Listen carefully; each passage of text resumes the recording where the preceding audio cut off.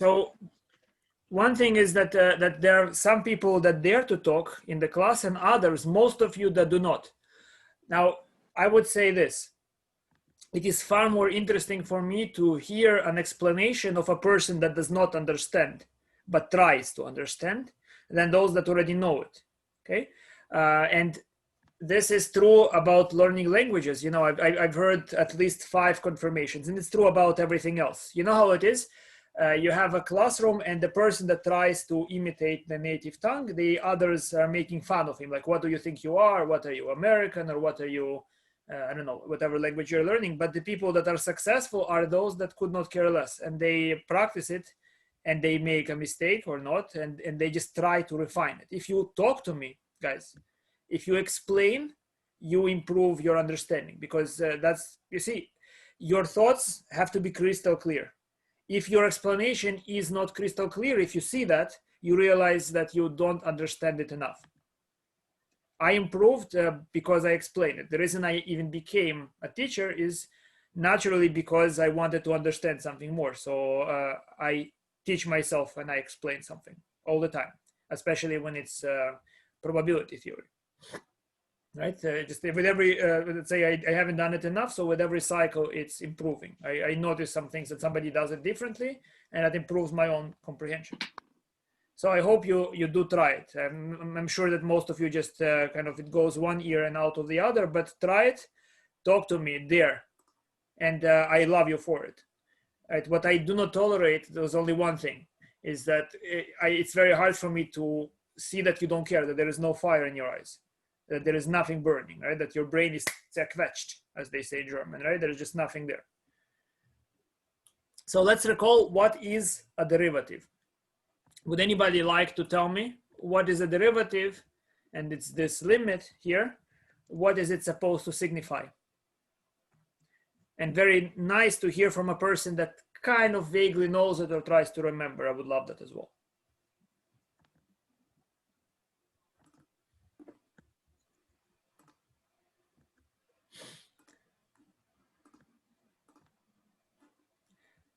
Alexei, okay, go ahead, Alexei. Alex, I'm listening. Hello? Yeah, hello. It's my headphones. I think it's like a line that goes like close to the like original like slope, yes, like original line. Like it doesn't touch it, but it just like goes along.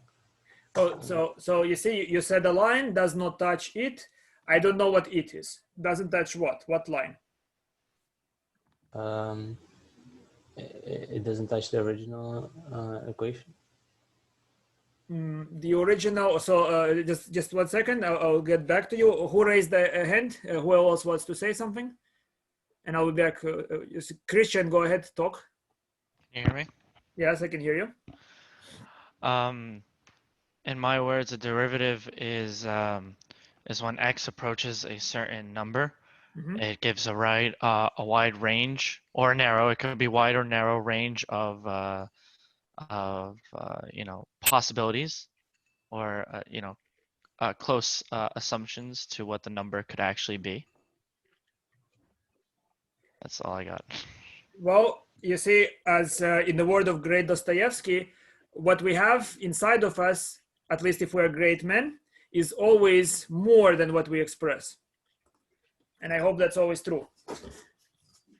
So, and that's kind of related to everybody. That's kind of makes sense. So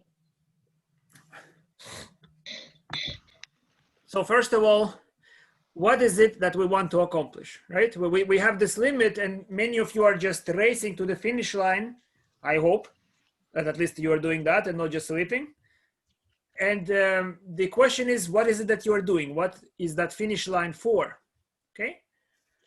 So would anybody like to say why is this problem important, right? What is it? What is the problem to begin with? The problem of derivative is the problem to accomplish what?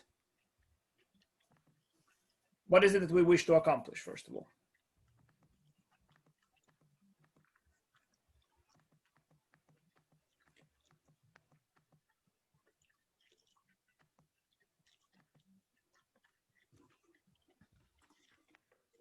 to solve for x? Really? All right, I am pausing the video for a moment, okay, so that I can show you x gonna give it to you, right? This is pop video, apparently, right? Isn't it what you listen to? No, I'm more of a casual music singer. I am a listener. Actually, I'm not a fan of music. I'm a sucker for it. Lol. Okay, okay. Now, guys, you see, when you say solve for x, it means that you do not see the goal. The entire thing is out of sight for you. I mentioned already before that this problem concerns young people very much. It's a pickup line in a bar, right? Baby, let me be your derivative so I may lay tangents to your curves. So this is much better than saying solve for x. What is this x that you want to solve for? What is it that you want to accomplish? I mentioned in the last note, which I think not enough of you are reading and not enough of you are thinking about, is that there is this major problem that what we are trying to study is, on one side, what is the structure of all possible curves? That's one example, right? What we want to understand what curves are like, because that has applications in engineering. So I mentioned the roller coaster. Do you remember the roller coaster? I can predict, that's physics here, right?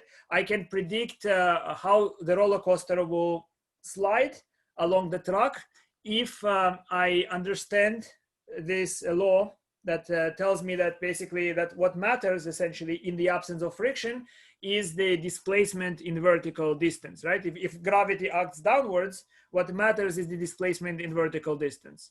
Another thing is that when a body travels in space, if the net force on that body is zero, the body travels at constant speed and in a line. So for example, if you have a spaceship traveling along this trajectory and at this moment a satellite is released, the satellite will travel along the tangent to the curve.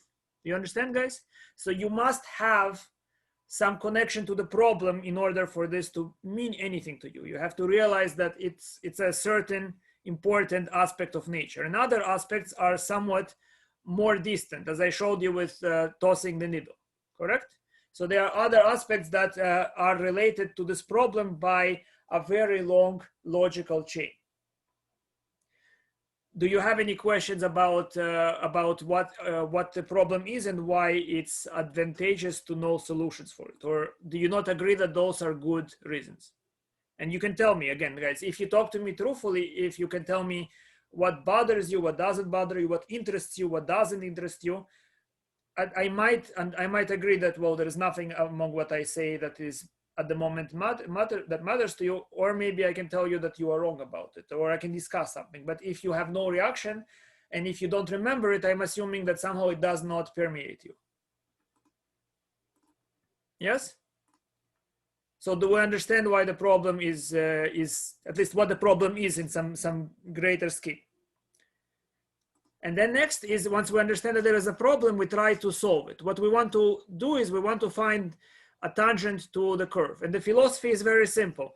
To describe a line, what is a line? A line is the curve that is defined by 2 points. You understand? Line is the simplest possible curve because you can see it intuitively. I'm holding my finger here and another finger here, and you can mentally connect those 2 points that I'm pinching with a line. Yes, that tells you that a line is defined entirely in terms of 2 points. Every other curve requires at least 3 points. So the next simplest curve is quadratic. You can prove that every quadratic is determined by specifying 3 points. Every cubic by specifying 4 points, and so on. And those ideas are extremely significant to your everyday life, right? If you are, of course, smart enough to realize it. That's a very long, complicated chain, extremely significant. They speak about philosophy, they speak about finance, they speak about every single aspect of your existence. They speak about your birthday, right? Well, later in this class, we will try an experiment, and the experiment will involve you telling me your birthday. And of course, also the social security. Without it, it doesn't work. So You will see it's coming later. Good. So for now, what is a line? Remind me, would anybody, before I talk, could anybody remind me what is a slope and try to be precise about it? I want to hear precise language or an attempt for it. Anyone? The slope is the angle of a line. Well, a slope relates to the angle, kind of, but specifically, what is a slope? It's the proportion of, it's a proportion. Very good. It's a proportion, but let's say more. Because, okay. It's a section, and if you expand that section, I guess the angle will be consistent. Yes, that's not bad. That's not bad. And what Alan said is not bad. Degree in which something, so those are, obviously when we describe a slope, we are using primitive notions, obviously, right? But let's try to make it a constructional explanation.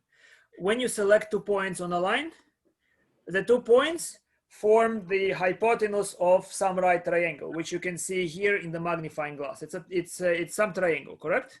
If I just take,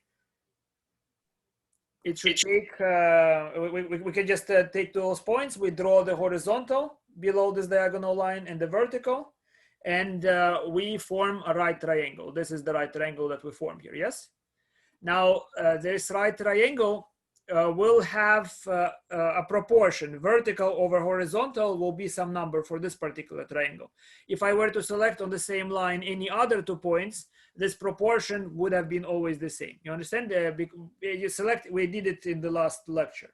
So lines, and you can think about it, lines have this peculiar feature that if you use that line segment as the hypotenuse of your right triangle, you will see that the right triangles that you can produce are all similar.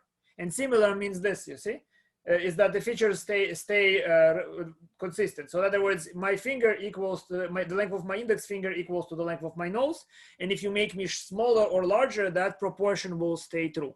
And of course, I have many proportions. I might say, okay, so how many fingers do I need to measure the distance between one eyebrow ridge to the other, right? So there are many proportions that a human has.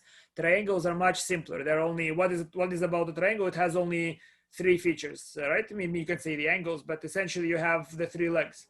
So there are only a few proportions that you can consider.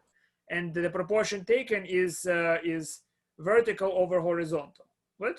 And that will measure the slope. And also, why do you take vertical over horizontal? Because as Pavel said, that gives us a sense of the incline. It gives us a sense about the angle, so to speak, right? If you have a proportion where vertical is very big compared to the horizontal, I get the notion that I'm climbing a steep line. If the ratio is negative, then I get the feeling that I'm declining. Everything makes sense, right? It's very simple. So then to draw a line, I need 2 points. But what is a tangent line? You see, so I pick this curve and I pick 2 points to draw a line. Here is one point at which I want the tangent, it's point P, and then another point is Q. Good? But drawing a line from P to Q produces a line that intersects the curve at more than 1 point. So what do? I slide the point Q closer and closer to point P. And the idea is that as they are very close, it essentially looks like it's 1 point. Does it make sense? So I'm having 2 points, but I'm making it more and more like 1 point. So I'm producing ever better approximations of that notion of what I have is a tangent line. Isn't it simple? Good.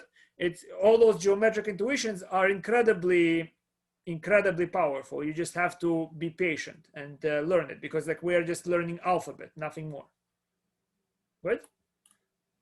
And what is this limit expressing? This limit is calculating the slope of the tangent line. F of x minus f of a over x minus a is that slope ratio between points P and Q, which can be thought of in the magnifying glass. When I say x going to a, it's essentially saying that that the point Q and point P are close. So that's why I can refer to this as little dy, little displacement in y, little rise over little run.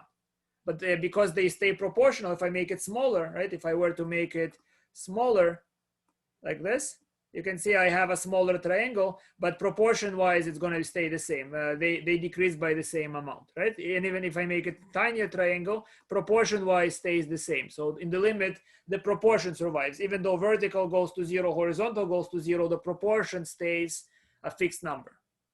So they're literally called similar triangles. They are literally similar triangles.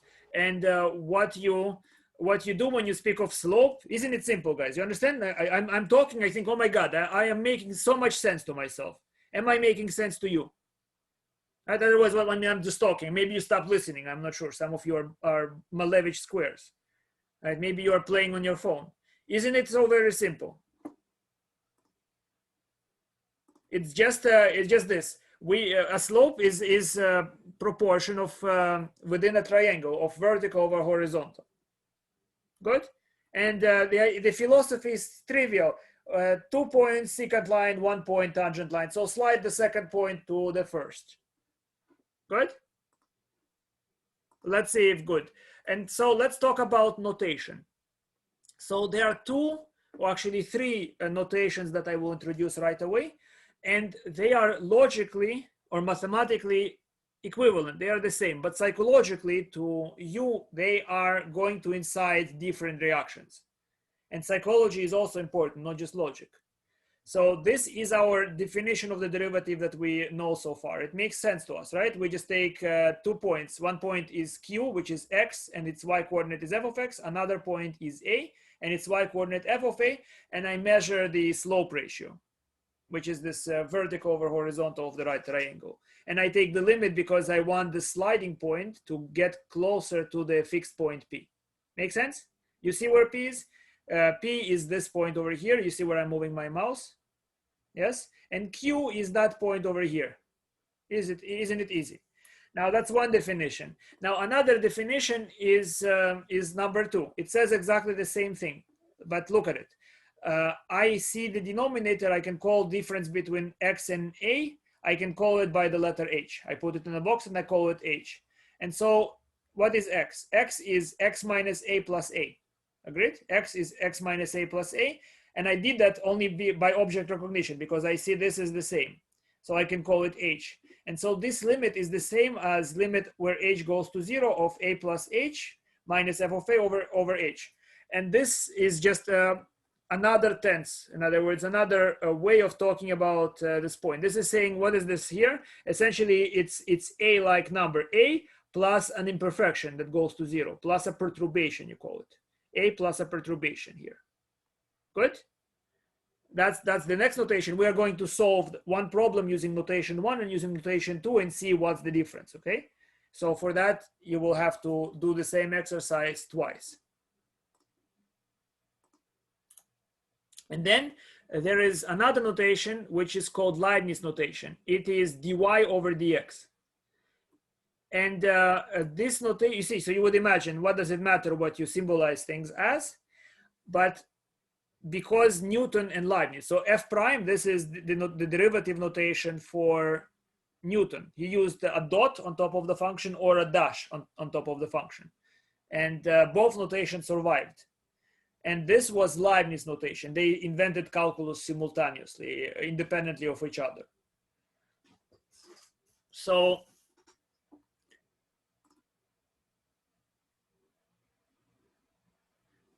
no worries, Jade. If you have to quit and then rejoin, when you do, I'll just let you in, okay? As soon as you can. All right. So the streaming is going through. I'm not choppy. Yes, guys. Everything's working today. Swell. Great. So this notation is very, very useful. Dy over dx, I'll show you. My God, you can do so many magical things with it.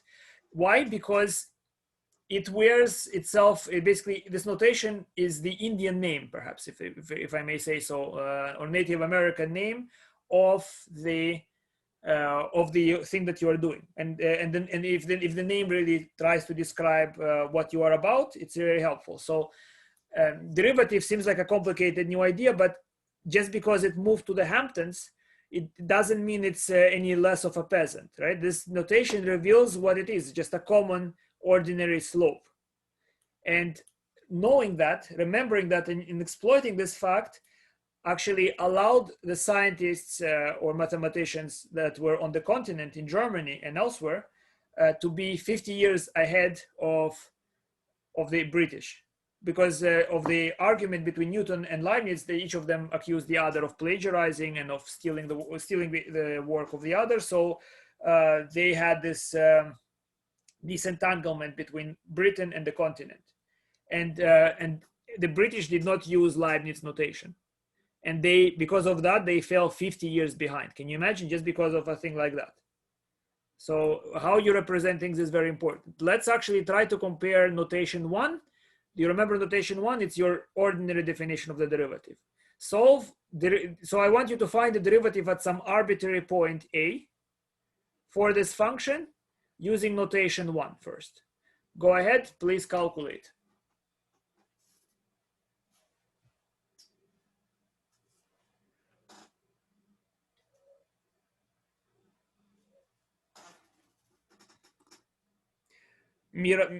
Mirasiva, so you took calculus before, but I want you to do it by definition, and not just because I'm a mean old man.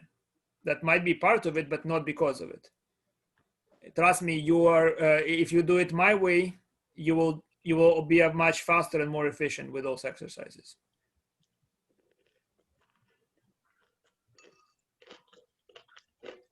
And if you stay in office hours today, I will show you even today why you are more efficient if you if you do how I say it.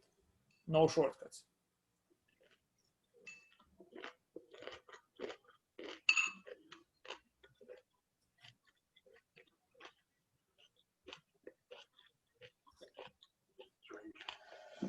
How about that? Very rarely Trump gets something dead wrong. But by far, oh yeah, look at this. This is a perfect example. President Trump claims Joe Biden called him xenophobic for imposing travel restrictions. Facts first. This is lacking context. Okay, so look at their answer. They say it's not clear Biden even knew about Trump's China travel restrictions.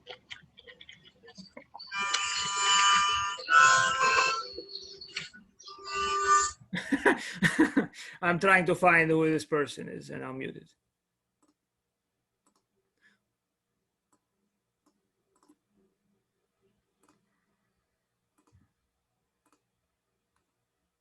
Okay, it's quiet anyhow.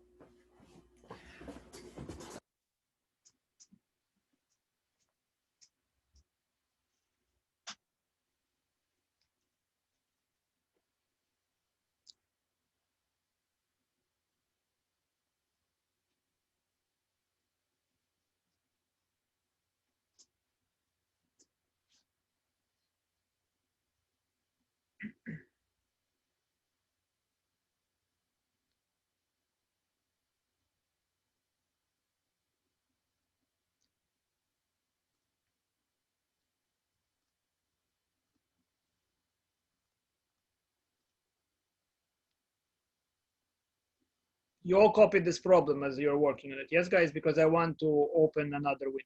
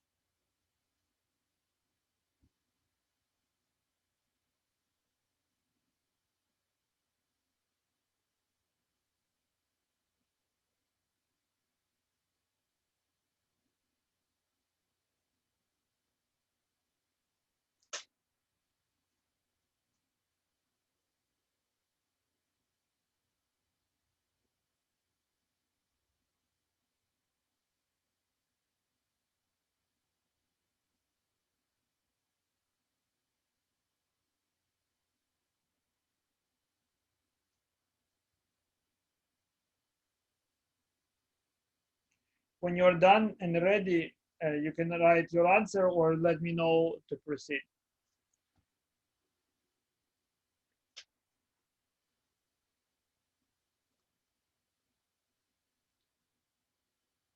Yes, Nassim, but it should be in your stomach. This is, I'm assuming, what you wanted to see. You have, but we have this definition. Definition 1 is first that I ask you to solve. Then there is definition 2. Those things you should not have to ever look at it. If you look at it, it means you're already not where I want you to be. When you have to look at something, that means you have not understood.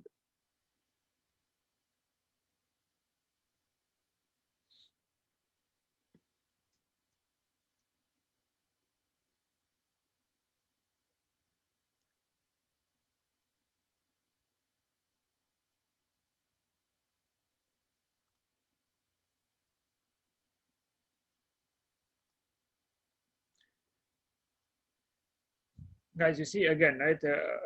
I have a feeling that you hear what I'm saying, but not really. Just the words are not doing it, right? So this is something that you come up on your own, right? Once you understand the idea, you write this on your own. It's okay if you cannot do it immediately, but that's your goal.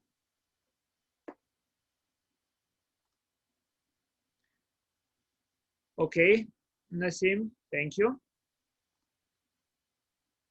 once you're done with number 1, do the same problem but using notation number 2. I want you to tell me which of those notations is better for this problem. So you do the same problem in 1 and 2.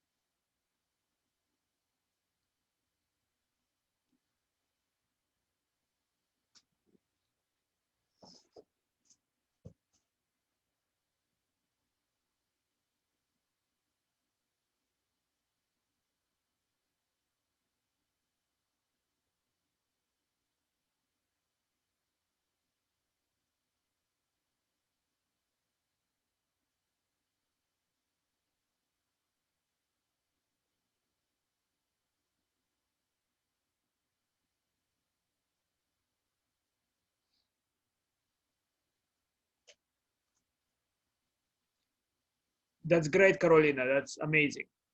Now, if you finished with 1, try to work on 2. We want to be as fast as possible. Solve it using definition 2. It's this limit.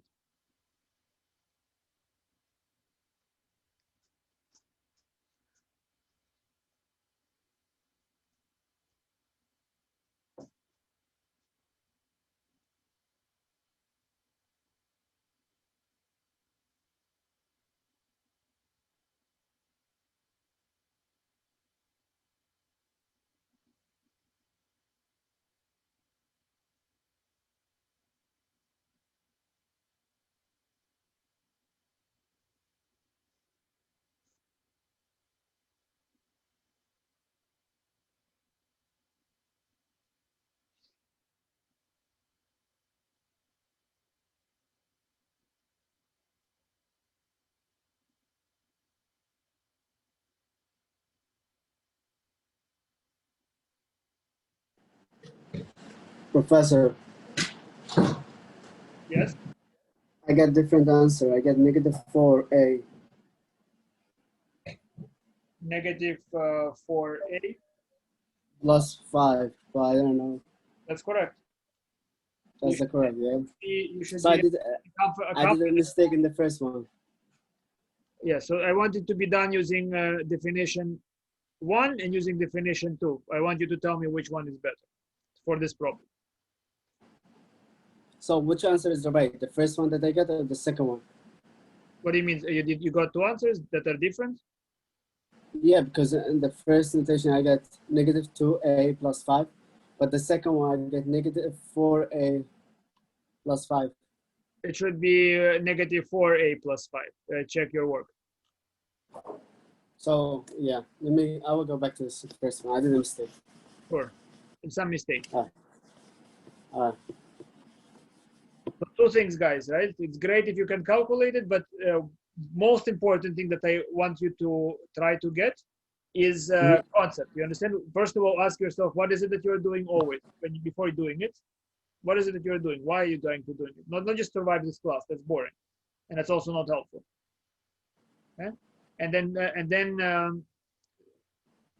yeah, everything, if it's directed, if you know where you're headed, if you're not in fog, you can actually pick a direction. You can move, even if slowly.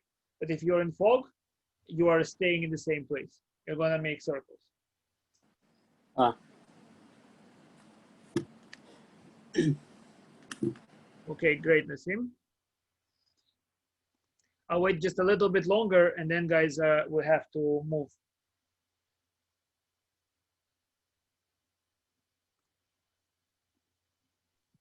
Are we gonna do this problem together?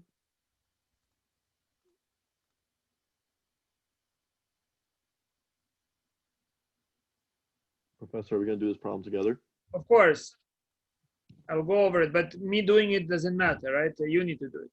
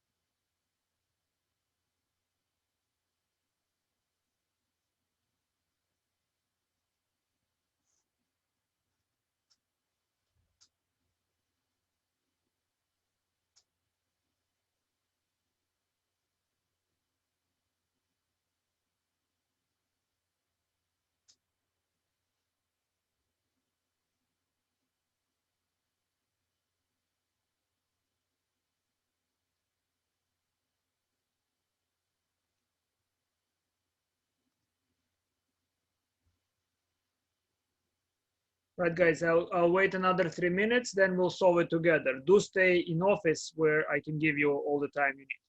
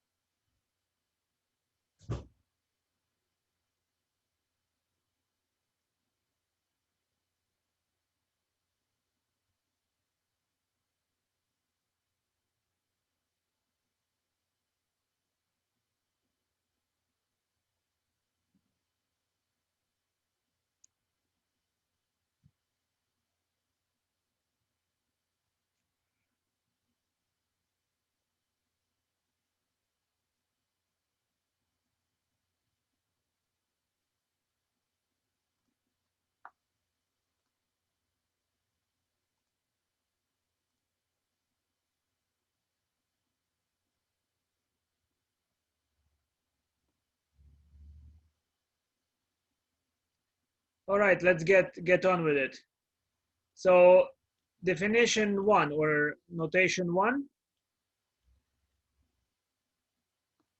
What I do is I have the function evaluated at x minus the function evaluated at a divided by x minus a, and I take the limit, yes? So once you realize what is it that you're searching, you can do it within a few seconds. You see that? Let me know if you need more explanation. So I group like with like. So I have minus 2x squared and minus 2a squared. I group them together. And when I factor, I have minus 2x squared minus a squared. 13 minus 13 is gone. 5x minus 5a. I can factor it, and it's this. Do you need more explanation, anyone, or you get what is it that I'm doing? Essentially, this is algebra, guys. That if you had a good preparation of algebra from before, then this is not an issue.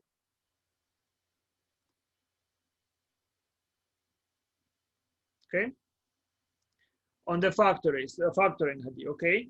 Let me tell you. See, so how you not make mistakes? Once you're experienced, you realize that you don't want to solve or strain yourself too much. It's just this and this. So what is it together? It's minus 2x squared. This minus and minus makes a plus. Even that is not necessary, right? You can do it faster. 2a squared. Then when you factor it, just you put a minus 2. You know that it should be something of the form x to the n minus a to the n. It's going to be always the case for polynomials. We're going to learn that in the next section. So that becomes x squared minus a squared. Good. And that's how I get this term. Make sense? Now, let me just erase this stuff.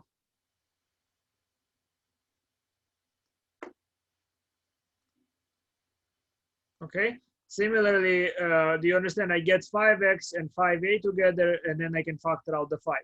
I know that in my factoring, I can do it slower, but in a polynomial, it's always going to be a constant times x to the highest power minus a to the highest power. Then next constant times x to the lower power to the next highest power, you see? In this case, it's just x to the 1 afterwards. But if it were if it were, let's say, x cubed, something in x cubed, you would have x cubed minus a cubed times a constant, plus a constant times x squared minus a squared. You understand? It will always go like that. It could be, of course, the constant here could be 0, but it's very easy to see the general pattern.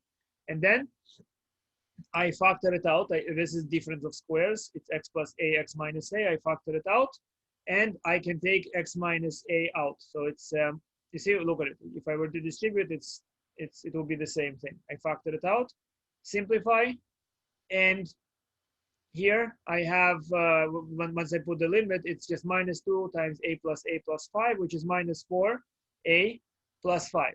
Good. And what I just solved, I solved for all the derivatives at the same time. So for example, what is the slope at minus 1? So what's the slope at minus 1? That's answered in Newton notation as f prime of minus 1. And that, according to this formula, is simply minus 4 times minus 1 plus 5. And that means that the slope at minus 1 is 9. Make sense? So it's like solving it very generally. Good?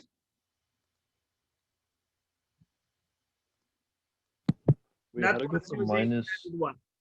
How to go from minus 2x plus a to minus 2a plus a? Look at it. Oh, I get it. I think I get it. X is approaching a, correct? Yeah, I got it. Yeah, no, so once I simplify it, I now see it's minus 2 times a number that's like a plus an actual a, and then plus 5. Okay, I got it now. You get a plus a, it will be 2a times minus 2, which is minus 4a plus 5. So that gives me, I right away solved all the slopes. At every point, I now know all the slopes for every possible tangent. That's the benefit of doing it generally. I hope, guys, did I make sense? I mean, I know I made sense to some of you, but what about the most of this class? Wait, so can't you just do that at the very beginning, make all the x's a's? Sorry? Can't you do that at the very beginning, basically make all the x's? At the very beginning. In the very beginning, if I plug in a, it will be 0. Oh, that's true. Don't you remember that because you would have 0 over 0, so you cannot. You need 2 points. The entire idea of the limit is that you make 2 points into 1. For that, you need to simplify the ratio to see what it is. So next example. Sorry. Can we do another example after this one? We can do many examples, but especially in office hours, right? Because you see, it's a very stupid thing, but we have only few lectures. Not enough. I mean, you need to probably have twice as many lectures to teach you truly well, right? And in office hours, I can give you all the time you need. In class, slightly less. So that was this problem. Good. Next is let's do it using part B. Part B, look at it. Look how this describes the derivative. It really tries to only talk about A. So this is a point close to A, and the way you describe close to A is here. It's A plus an imperfection. So this is the imposter A. But it's the fake A. So I plug in A plus H, and I plug in A. So look at it. I plug in A plus H instead of X. Does this line make sense, guys? This line minus the function evaluated at A. Make sense? Why is the limit going to 0? What is H here? H is the imperfection, right? The way I express that this point is approaching A is that the imperfection, this part, is that I'm saying it tries to be A. So it's A plus the imperfection. It's called perturbation, to be precise. The perturbation is disappearing, right? Look at how we derived it from the first notation. Let's recall. You see this? So I have X and X minus A. So I made X minus A. That's my imperfection. That's the difference between. That's how X is different from A. And X I can then write to look like in this box. I can write it X minus A plus A. So that would be H plus A. You see this? And this part is not very important. We're going to play around with limits, and when you understand, it's not the actual letters that matter. It's what you try to communicate. You understand? You can form many sentences in English that essentially translate to the same idea. So this is a different sentence that translates to the same idea. Don't say X is going to 0. Where you see, when you understand something, you read it and you're getting the meaning, and you can describe it differently. Make sense? So it's very much the same way as reading letters. So if I ask you, what is this? And you would say, this is F, this is O, and this is R. That tells me that you don't see the meaning. That's what I often hear when you talk about the math. That's why I also want to hear it, guys. You see, some of you are ashamed, but that's the wrong type of shame that you are having. You should be ashamed if you find that you are lazy or that you are bored by great ideas. If you don't like calculus, you should like literature. You should like good music. You should like so many things, especially at your age. And if you are not liking any of it and you're proud to be stupid, that's something you should be ashamed of.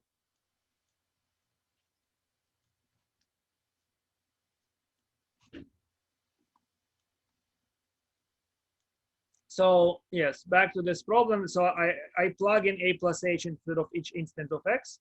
And because of this form, it looks like I'm compelled to do the expansion.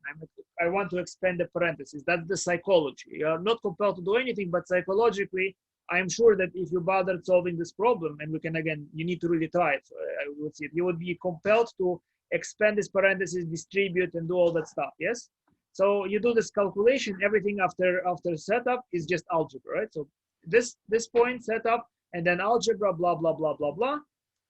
And we reduce terms that we can cancel out. We're left with this expression. And I can cancel out now the H.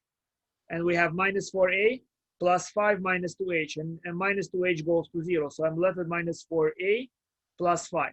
I'm not sure how many of you completed both steps, guys. If you haven't, you should definitely do that, right? It will help you be efficient. And if you have, I want to hear which of those two procedures was better, and if you can explain why.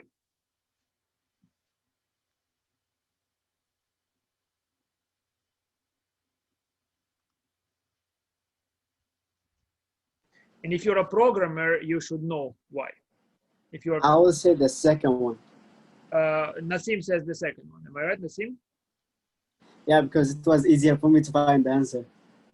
Well, Okay, maybe. Okay, so Nassim says the second one. What about the rest of you?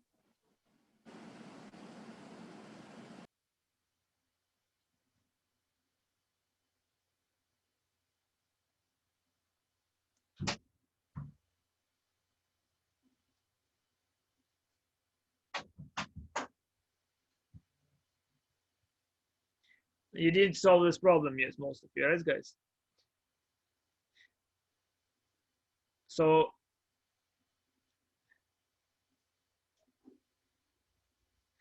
David, you mean the problem looks easier? No, you don't need more. Problem looks easier. So more variables to cancel. So which one of them, David? You mean second easier or first easier?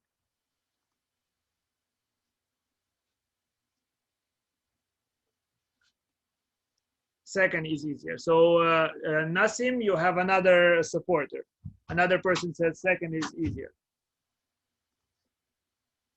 And why the rest of you are so silent? What is our Minkowski saying? I see the second one's easier, but the second one, there's more room for error. Like you could mess up in so many like the small algebraic things like the signs and things like that. But you say it's easier. Yeah. Error sounds not easier, right? It's like, oh, it's very safe except when you get killed. You remind me of my trip to the Alps, right? So this guy is trained me to ski, and he says, I don't know, you just have to go on the mountain and just slide, right? And I'm sliding there. I'm doing very well, except I don't know how to stop. So I figure I fall from the mountain now, or I'll fall from the mountain later. So I just begin rolling, boom, boom, right? So I almost got killed, but yes.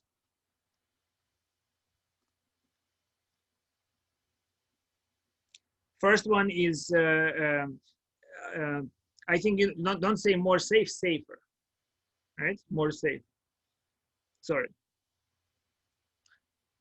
My mother is a Nazi, grammar Nazi, right? So I took it from her. So both look longer, I imagine, Miroslav, what you're saying. First one looks easier. All right. You need to solve lots of those problems. Yeah. 1 second. I need to remove something from here. Yes.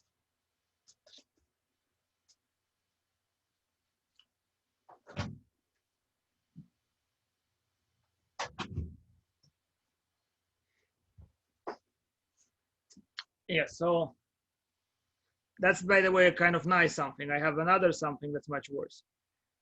So observe that notation 2 again is psychologically compelling you to expand parentheses. You could have solved both problems the same way, but psychologically you would have most likely used Christian. I said skiing, but that's another story. I survived it. So here is the remark that I will make. Notation 1 is much better for all algebraic expressions. So everyone who said the notation 2, you are wrong. And I will explain to you why you are wrong. If you study computer programming, you would right away should understand why. Let's try to set up, this is an algebraic function. Do you remember what algebraic functions are, guys? They are just using multiplication, division, and radicals, correct? So pretty much in my class, I for now avoided everything that not algebraic. So every polynomial using only multiplication and addition, it's algebraic, right? Because algebraic means you can use up to roots. So let's suppose that we are just setting up for this problem. I set up for this problem using notation 1. Here is what I get. You agree? What I get is this expression in x minus this expression in a divided by x minus a. That's just the setup, correct? If you count, the setup cost me 33 symbols. You see that, Miss Minkowski? Do you see that, Carolina? Do you see that, people that I don't know because they don't want to reveal their faces or talk to me? Yes? This used 33 symbols. Now let's suppose that I use the second notation. Here is the setup for the second notation. It used 43 symbols. So it used 10 symbols more. You think 10 symbols, not a biggie. Now, every time you're going to write this line, you're going to essentially have extra 10 symbols. Actually, much more, because expanding a degree 4 will involve much more than just a few symbols. You understand? So you are repeatedly writing more letters. It costs you quite a lot. It's pretty much, imagine that you do that and you end up writing 5 essays extra instead of just 1 essay. Okay? That's exactly what happens here. And the same thing happens for computer programs. This is a much less efficient algorithm to run for this problem. So once you I didn't notice it when I was your age, not right away. But once you kind of realize, you play around with it, you realize that for all algebraic operations, much better to use notation 2. Notation 1, my apologies, right? Notation 2 is not useless, of course. There are some cases where it's better. I will show you those cases later, but not for any of the functions that we've seen before. 1 is far better if you have to go by definition. If you solve many of them on your skin, you should verify that. Does it make sense? Why? I think it's objective proof for you, right? More symbols, more writing, longer. Longer means worse, usually. Less efficient, more things to process. And the reason that some of you said easier is because, well, you are not good at factoring. You're not executing certain algorithms correctly. A computer executes them. Whatever you tell the computer to do, it will do. So if you execute everything correctly, then notation 2 is harder. Okay. I suppose. Right. So do you remember that the derivative of x squared will end up being 2a? That's easy to verify, correct? And the derivative of root of x will end up 1 over 2 root of a.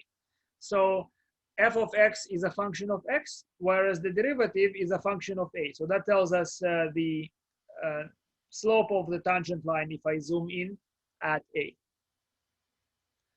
So it's sometimes convenient to keep the same variable. You understand? Same variable. In other words, I don't want to jump from x to another letter a. I want to keep it the same variable, and that will keep f prime, the derivative, will be kept as a function of x. And for that, I just need to alter my definition 1 and definition 2. Just very slight alteration, doesn't change anything conceptually. So f prime of x will be limit as, in my notation, as z goes to x. Z, it's called a dummy variable. In other words, if in your solution, and listen carefully, guys, I'm sure I will repeat it 100 times and you will still not notice it. If in your solution, your final solution, pardon my joke, you get z in your answer, that means you did something incorrect. Okay, the answer cannot involve this letter. It has to only involve x. Z is disappearing. It just means x is held as my fixed point, and z, so in other words, z, f of z is my point q, my sliding point. X, f of x, I keep fixed. Good? And in the second notation, that looks like this. You understand? Both of them are expressing logically the same exact thing, except 2 is doing it differently. It's talking about an imperfect x, and this is just talking about something going to x. This is saying z is going to x, and this is saying an imperfect x compared to a perfect x. Here is our next problem, guys, right? So you asked for new problems. I want you to now find it f prime of x. Look at it, it's x. Look at this expression. What notation do you prefer? Notation 1 or notation 2? I have a feeling you would tell me one thing, but when you go home, you just, you don't believe me. Try it whichever way you like.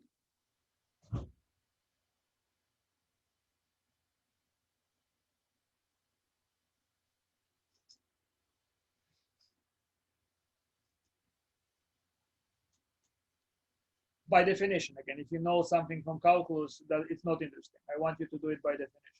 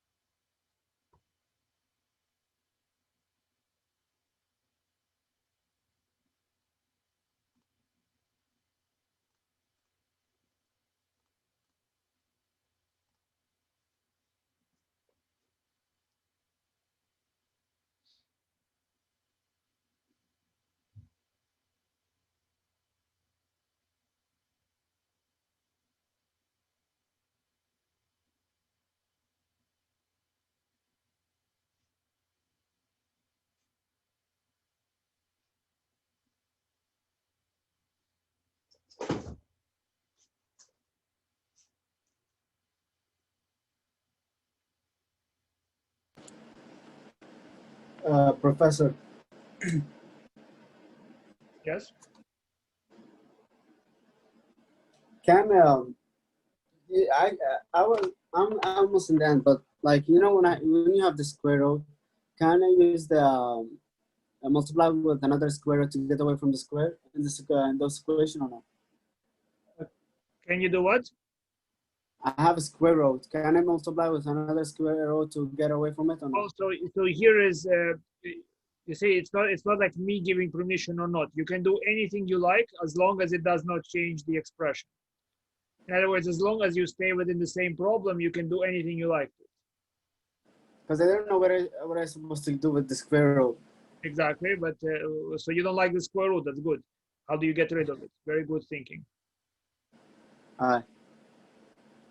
Yeah, but you see, don't ask me permission. They said in school they said you can do this or you can't do that. That's nonsense. You can do anything you like. But if you switch from this problem to another, then you're solving a different problem altogether. You're not solving this one. Right? So there are no rules whatsoever. No.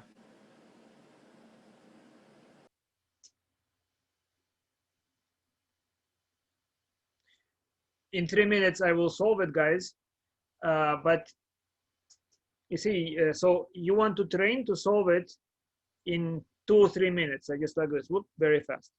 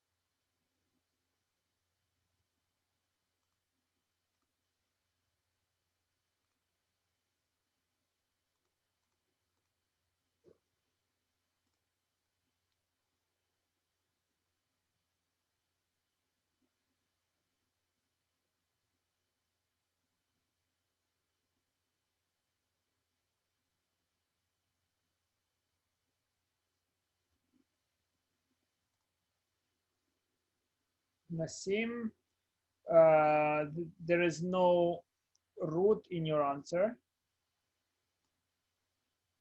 So something went off. Oh, I was trying to write the row, but I don't know how to put it in the messages. Okay. It's it was supposed to be the square root of 9 minus 8. Okay.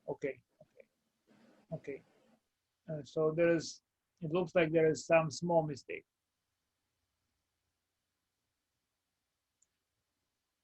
All right. So let's do it together. Here is the setup that I use. I use the z going to x, because as I mentioned, it's better for all algebraic problems. So far you have not seen you can try the other operation, but so far you have not seen any function for which I would have preferred the second approach. You will see them later, but for now there were none. Good. So I plug in z into the function, I plug in x to the function, subtract, divide by z minus x. And then I isolate. Look at it. I take z squared and x squared. I group like to like. That's the philosophy. Like goes to like. So I group this. I can also break limits. So it will be z squared minus x squared over z minus x. And I take this limit separately because I recognize this limit. I can do it easily. And then I have this 3 limit as z goes to x, root of 9 minus z minus root of 9 minus x over z minus x. Good. So I right away break it up so that I deal with whatever is hard on the right and with whatever easy on the left. So let's work with the left part first. That's easy. Z squared minus x squared factors into z plus x. Z minus x, I can cancel out the z minus x. Good.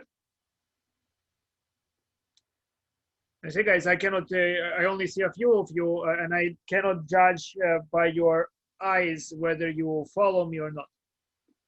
And you don't speak. And then I look here. So when you have a root minus root, it's beneficial sometimes to multiply by root plus root, because this looks like a minus b, and I can multiply by a plus b and that will give me a squared minus b squared. Okay, so that's just pattern recognition that this is part of a squared minus b squared. But if I multiply something to the numerator, I must do the same to the denominator. Good? Make sense so far? So what happens? Yes.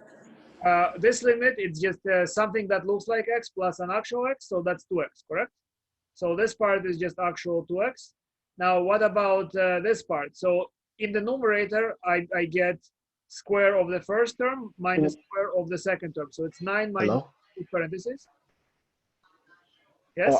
Oh, sorry. No, I didn't mean to interrupt you. I just had a quick question. Go ahead, go ahead. It just didn't show your face, so I did not understand. Go ahead.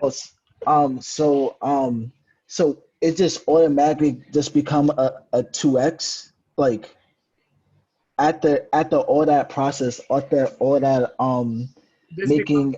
But automatically, I'm not sure what you mean by automatically here. It's just if I have a number, here's why it's x. Very simply, I don't see z plus x. I see a number that's like the other number, and I add them. So what do I get? Essentially the sum of this other number. But isn't that supposed to be like a fake x? Sorry? Isn't that like a fake x? Fake x, but that's when you take the limit, it's becoming better and better approximation to x. So together, when you add them up, it's essentially 2x. In the limit, it will be perfect to x. Limit is you're pushing the similarity more and more and more. So it's like if you ever played with morphing, this is morphing into x. It's like a shape shifting creature. It's becoming x. So you have 3x plus x. Once you cancel this out, so that would be 2x. Good. So that's just 2x. Make sense, guys? Why it's 2x? We can discuss. What your questions, James, are again great. Especially, so think about it. I have a feeling that there is something about this transformation that bothers you on a philosophical level, and that is very interesting to me. So I would like to hear that afterwards in office hours for sure, right? So in general, guys, you should feel very comfortable talking to me about your thoughts. If you have thoughts, I will appreciate them. What I don't appreciate is when you just don't want to have any. Okay, so this is going out, that becomes 2x. Now, do you understand why in the second expression, the numerator is 9 minus z minus 9 minus x? That's why I multiplied by what you call the conjugate. The conjugate accomplishes this transformation. Good? 9 minus z minus 9 minus x, you simplify that, and 9s go out, and you can factor a minus. You see, once you're comfortable, you know that something here will have to cancel z minus x. That's really essentially why I will be able to take the limit.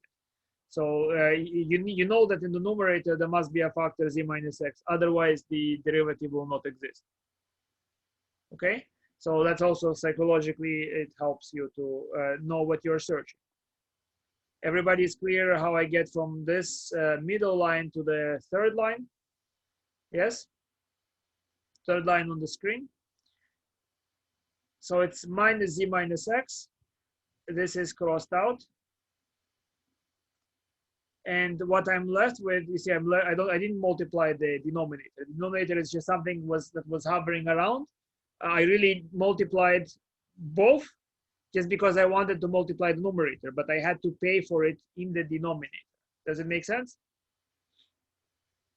And so this crosses out, and well, you take this limit, and boom, right? Now as z goes to x, it's essentially 9 minus x underneath the root plus 9 minus x underneath the root. So you have 2 root 9 minus x. So I think, Nassim, you had it almost right, but you forgot this 2, I believe. So it's minus 3. Yeah, I find out, yeah. There was an extra 2 here, right? 2x plus minus 3 over 2, and this is my solution. So just as I went through the explanation, would you let me know, guys, if I made sense? Would you write yes, made sense? Just a yes or something, right? So I know roughly how many of you are still with me. Professor, I want to know, why did you change it to z beside a? You remember at the first equation indication? I wanted my function this time to be also in terms of x. I had it in terms of a, now I have it in terms of x. Also, you could use any terms you want. Logically, it's the same thing, truly, right? You can just switch to a letter, and there is nothing special about z. It's my notation, because z will disappear.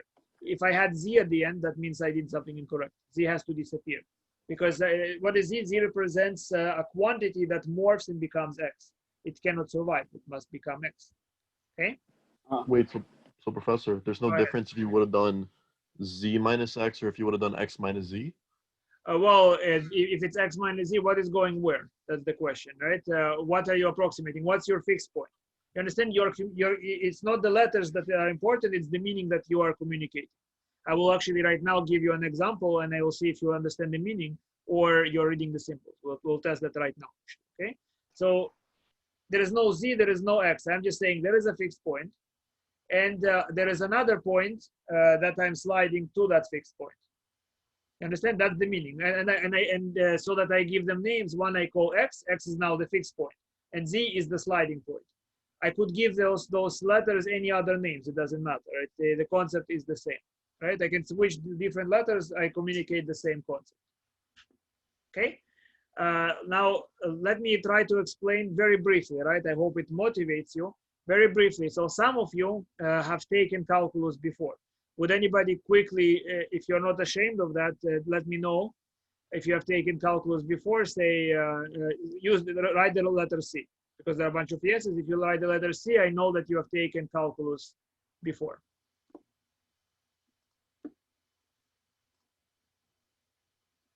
Okay, 2 people say C. Anybody else? Because if you have taken it before, you know that there are some shortcuts, right? So you do this work, which seems very exhausting, and there is a shortcut where I can do it in a second, okay? Not necessarily this problem, but many problems I can do in a second. And once you learn the shortcut, you think, why would I bother with this procedure? Why is it torturing us and not giving us the shortcut right away so we don't have to do it? So let me explain in 2 ways why, okay? One way is that here is a book on physics, okay? You are not going to get a problem, find the derivative of. That doesn't work this way. What you have is you are modeling, you have to have concepts for that, and very strong concepts. You are modeling some phenomena. This is describing momentum. And once you model the phenomena, equations are popping out. So you see blah, blah, blah, blah, blah, blah, blah. If you solve those problems, you come up with your own formula, which eventually morphs into the definition of the derivative, which then you eventually can switch and solve using a shortcut. Which, by the way, you also understand because you applied the definition of the derivative. So I want to train one thing. I want to train recognition of the definition. That's one thing I want to train. I want you to train to be understanding why the shortcuts work. That's the second thing I want to do. And thirdly, if you do it my way, it's slow initially and much faster later on. Let me explain why, okay? Let me give you one more explanation of that. So let's say I will share the whiteboard for a moment. Okay, now let's suppose that here is how you will reason later on in this class. So for example, if I have limit as let's say as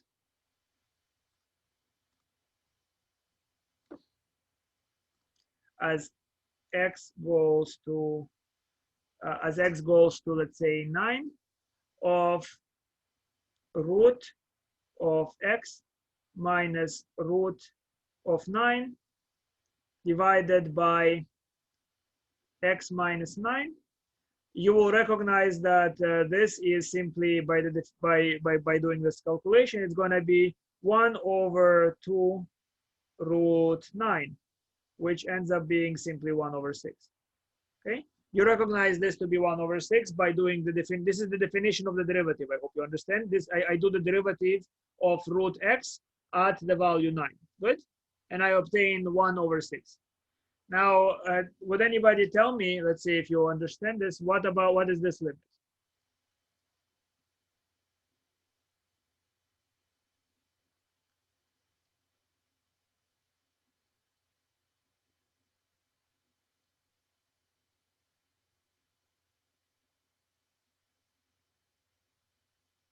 What is this limit without doing any calculations? You can use whatever I solved before. Is it will be undefined? Okay, you say it's undefined? Yes. Okay.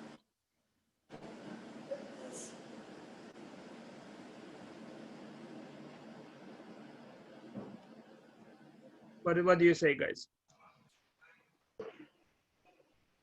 What is this? You see, what is this and what was that? So you see, here, if you're just reading the letters, then you don't get the meaning. What was somebody trying to do here? So you're an anthropologist. What was somebody trying to do here? Would anybody care to talk and tell me? So you unearth this old civilization that died out. It will die out because, you know, people don't study math.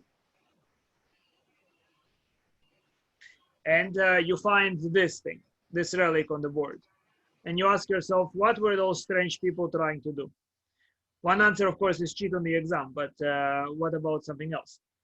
That is a good answer. That means you understand. But what else were they trying to do if they were honest thinkers?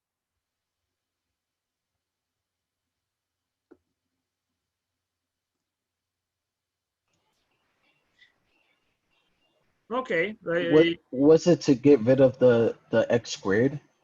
But why would you see, it's a strange thing. Okay, so that's kind of a procedure, right? Here is what I would have said. Okay, this is the difference. You see, I hear some x squared. It's like you're looking at this word. I mean, not squared. I mean, read it, sorry. And ask what were they trying to do here? And you're saying, oh, they were trying to spread the marker on the wall, right? They were just trying to draw something on the wall. So I need some more human explanation than just getting rid of something, right? More human explanation. This is what I would have said for this problem. So for this problem, they were considering a curve, and this curve is y equal to root x. And at this curve, somewhere there is the point 9. And on the point 9, you have the coordinates 9, 3. And they were trying to find the slope of the tangent line. I'm not sure if you consider my explanation human, but we agree that you understand why that is important. Yes, that's what they were trying to solve. Good. And then this is the definition of, this is just the slope of the tangent line. That's the definition of it. And if you do the calculation, it is 1 over 6. Do you follow me? It has to be a story. It has to be not just one step or something. And the deeper the story, the more you understand this topic. Now, what is somebody trying to do here? And this can be answered with one word.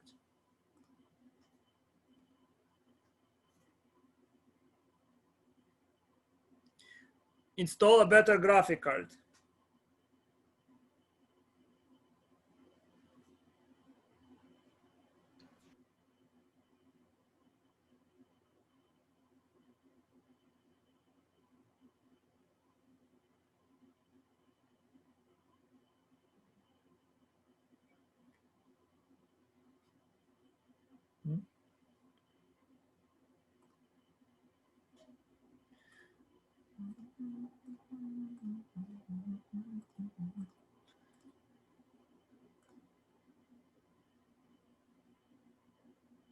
Hello? What were they trying to do here?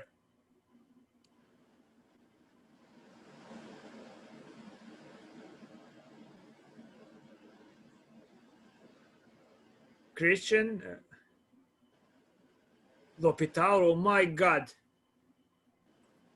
The freaking same thing, using a different notation.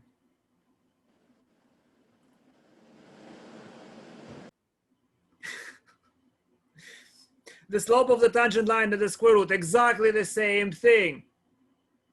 And therefore the answer is immediately, that's what I mean by reading the letter, 1 over freaking 6. Yes? It's okay. If I scream, I'm not angry. I'm shallow and empty on the inside, trust me. By now, you know, all the water has been taken out. There is no rage, no sorrow, nothing left. So, I should play you a good song for that. So, look at this thing, guys. How does it help? So, and Mir Sabirov and all of you have taken calculus before. Now tell me, please, what is this limit?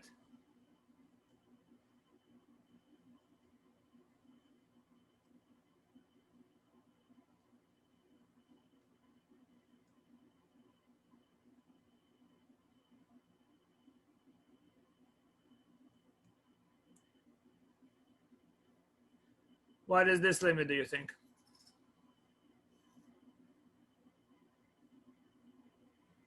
You can solve it long way, short way. I just wonder, you know, we did the limits at infinity. What is this limit?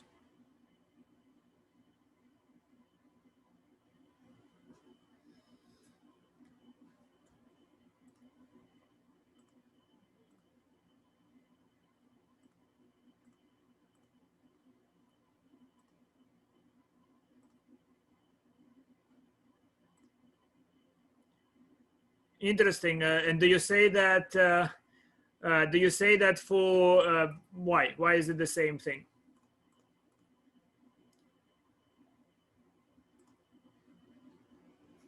You are, of course, maybe you're psychology students, and the answer is immediately 1 over 6. I don't even need to think about it. Now, why do I know that it is 1 over 6? You know, I didn't do any algebra. You see, if you get 1 over 6, I'm presuming you did some algebra. Or you are guessing that I'm going to say the same thing. Why is this? Because I read the meaning. I recognize this as follows. Let me show you slowly what is happening in my head. So look at it. We're going to make those exercises, quite a lot of them. And it's very beneficial if you go to office hours for it. I factor out the x squared. I factor it out of the root. So forgive me if I skip steps. It's just root of 9 plus 1 over x. Yes? Minus 3. Yes? And then I put it in this form. I hope you can still see it. Limit as x goes to infinity of, I write it as 9 plus 1 over x minus 3 divided by 1 over x. And the reason I do that is because I have this terminator recognition. Look at this. What's happening? What is the idea of the limit? What x is doing is not important. If I have 9 plus something that goes to 0 underneath the root, minus 3 divided by the same thing that goes to 0, that is just the definition of the derivative. You understand? It's a problem from another chapter, but this is just a definition of the derivative. I recognize it's a problem that I solved before right away. Do you follow? Can you say that last part one more time? Recognition, right? So I am not looking at x or y, etc. I just read the sentence. And the sentence is what? What is the definition of the derivative? There's a difference between how you do that and how I do that. Here is that board again, yes? Do you see this board? Now, let's go again to the definition here.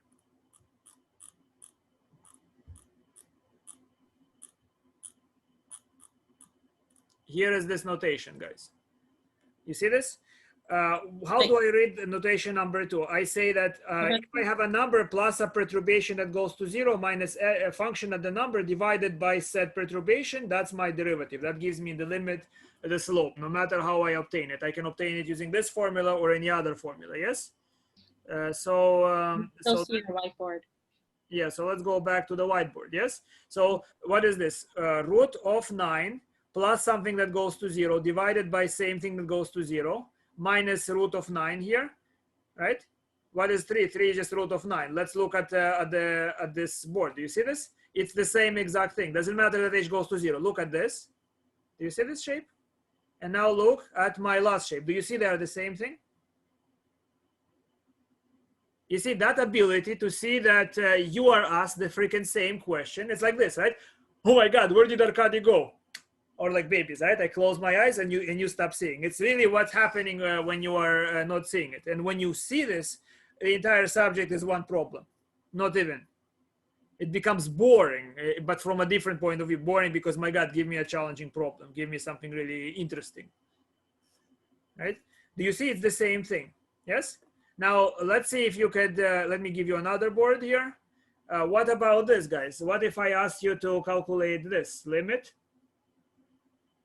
as x goes to infinity, root of 9x squared plus 5x minus 3x. What's this limit now?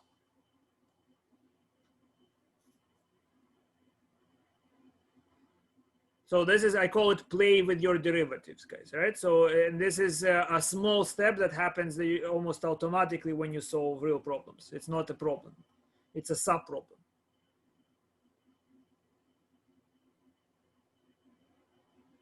You can do algebra, but I want to see if your recognition works. Christian, did I say that? I didn't tell you that it's 1/6.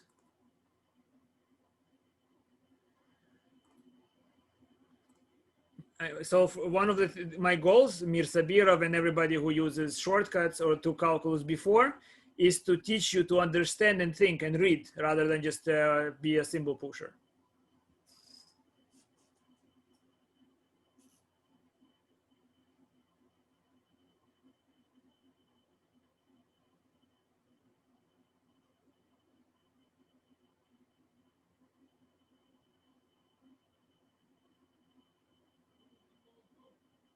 So what's the answer? Can you see it?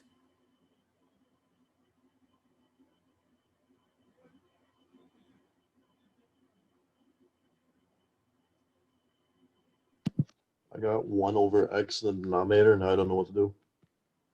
And then you don't know what to do from there? Yeah.